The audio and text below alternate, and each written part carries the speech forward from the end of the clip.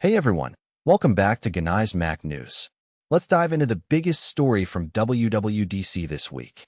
According to 9 to 5 Mac and Mac rumors, Apple completely revamped Siri with powerful new AI capabilities. The new Siri now understands natural language way better than before, has contextual awareness across your apps and settings, and can perform advanced in-app actions. But here's what's really interesting. Apple's executives made it crystal clear what Siri is not. As reported by Mac rumors, when asked if users could create an AI boyfriend or girlfriend with the new Siri, Craig Federighi, Apple's software engineering chief, said absolutely not. Apple wanted to build an AI utility, not an AI companion.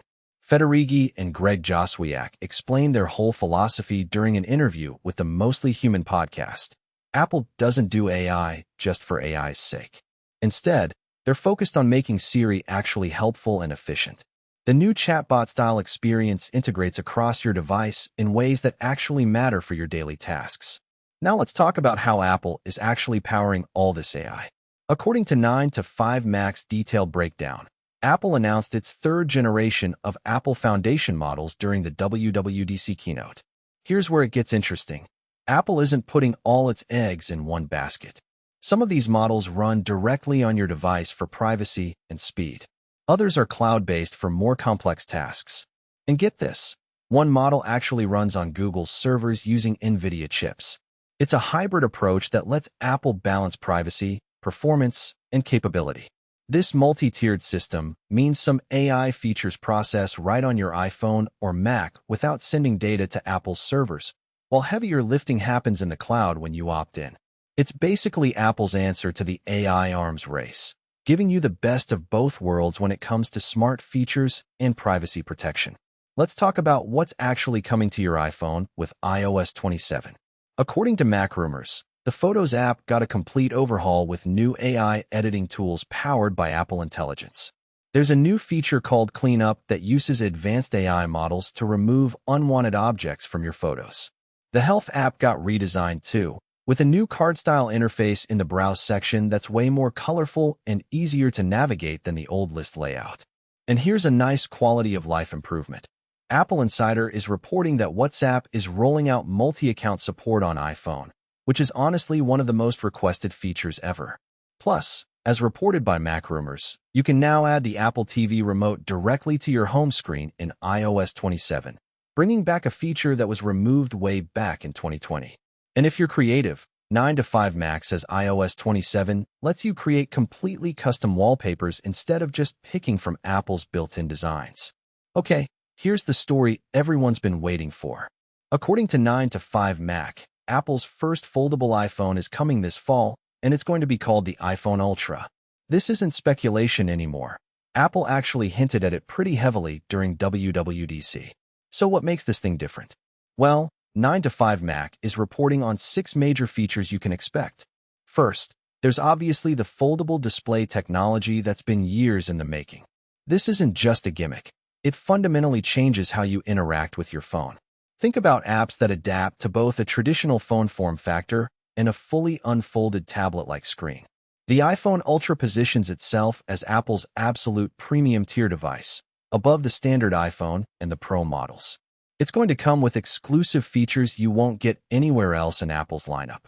We're talking top-tier processors, premium materials, and software features designed specifically for that form factor. This is huge for Apple because they've been watching Samsung and other manufacturers push foldables for years, and now they're finally entering that space in a big way. Now let's shift gears to something more serious. According to 9 to 5 Mac and Apple Insider, a bipartisan group of U.S. senators reintroduced the American Innovation and Choice Online Act, or AICOA, this week, and Apple is not happy about it. This bill, as reported by Mac rumors, targets major tech companies like Apple and would fundamentally restrict how they favor their own products and services. Think about it. This could force Apple to let third-party app stores operate on iOS, prevent Apple from prioritizing its own apps and services, and limit how much control the company has over its ecosystem. It's basically the U.S. version of Europe's Digital Markets Act, which has already been causing Apple headaches overseas. Apple issued a strong rebuttal, arguing that these restrictions would actually harm innovation and user experience. The company spent millions fighting similar legislation in past congressional sessions, and clearly they're gearing up for another major battle. Apple Insider is reporting that this represents one of the most significant antitrust challenges Apple has faced in years, reopening fights over App Store control and platform favoritism that the company thought they'd put to bed. Here's something developers need to pay attention to. According to Macworld, Apple updated its app review guidelines during WWDC, and this is actually pretty significant.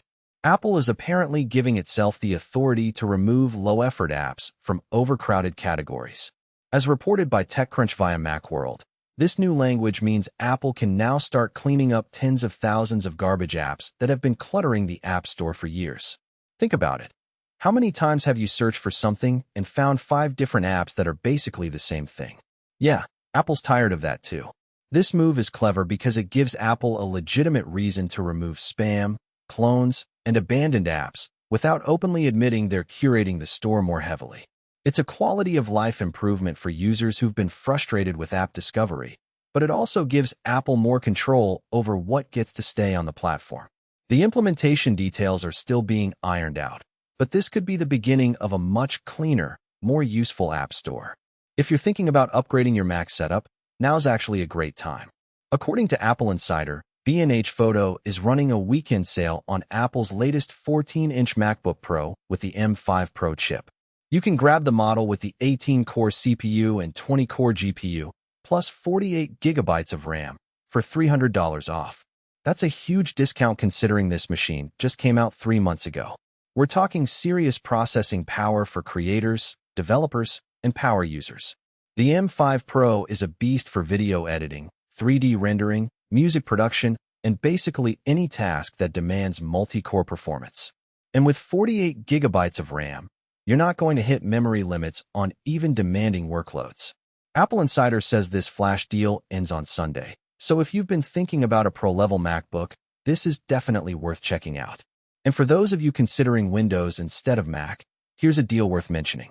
According to Macworld, Windows 11 Pro is currently on sale for just $12.97. That's a 94% discount off the regular $199 price. And here's the key part. This includes lifetime access. You're not paying a monthly subscription, you buy it once and you're done. Windows 11 Pro comes loaded with Microsoft's built-in AI assistant, gaming upgrades, stronger security features, and professional-level productivity tools. Macworld makes a good point. A lot of computer frustration starts with outdated software, and sometimes the best investment is just keeping your system current. So whether you're refreshing an older Windows machine or just want to upgrade your OS, this deal is pretty hard to beat.